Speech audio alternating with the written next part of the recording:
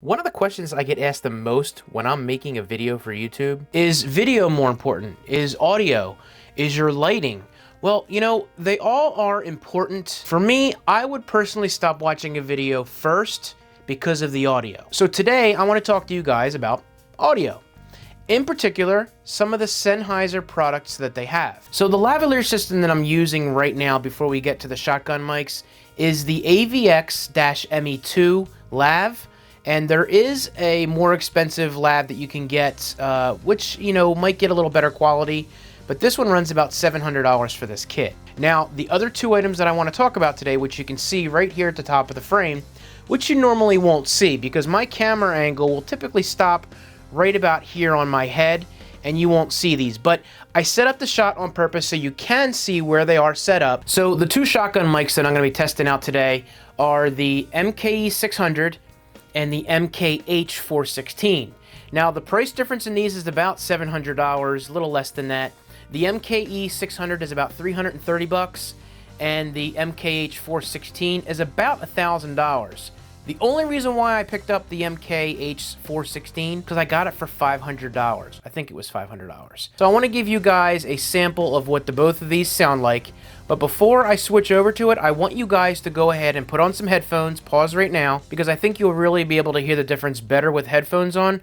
Who knows, some of you may actually be able to hear a difference without headphones on compared to the lav and these two.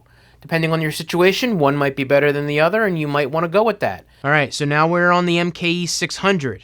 And for the price that you can get for the MKE600, is the wireless option better for you? Do you think that the 600 sounds better? Between these two, they both sound awesome. But when you test them side by side, you can definitely hear the differences between the two. And depending on the situation, one might work better for you over the other.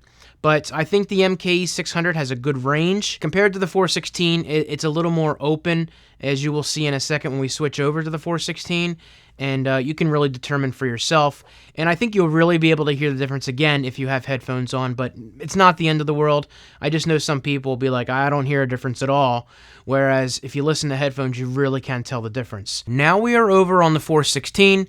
I did a little bit testing earlier, and I could definitely tell the difference between the two with headphones on. Without, I could tell a little bit, but a lot more with headphones. Now, between the three, there are some differences, obviously. You have the wireless lav system. You set it up to a camera that you can plug right into if it's got a mic set up, which is how I have that one set up now. You have the 600, which is a phantom-powered microphone. And what that basically means is you can put batteries in it, and you can plug it into anything. You don't have to worry about an external power source. Put it into a camera, into a recorder, whatever you want to do. Now, the MKH416 is not phantom-powered. You do need to plug that into something that can power it up. Unfortunately, a camera cannot do that.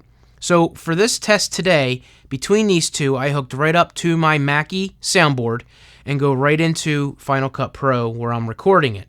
So for those of you who are on the go, you're going to need an external recorder, say a Zoom H5 or a Zoom H6, to be able to power that. Some of you, that might be a deal breaker that you can't take it on the road and use it. I mean, you can use this to interview people. Now, you're going to have a lot more ambient noise with these style of microphones, just the way that they're set up. But for those of you who want to be able to use that on the go, the MKE600 will be working for you.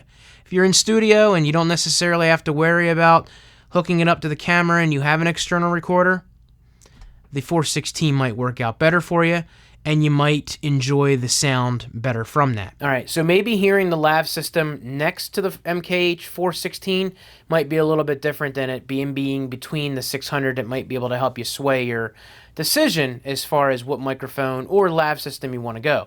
These are two completely different animals, so some of you may think, I definitely need that shotgun. I don't want to be messing around with a wireless system, or vice versa. I personally like the lav system. I think it works out great. It's much easier to work with.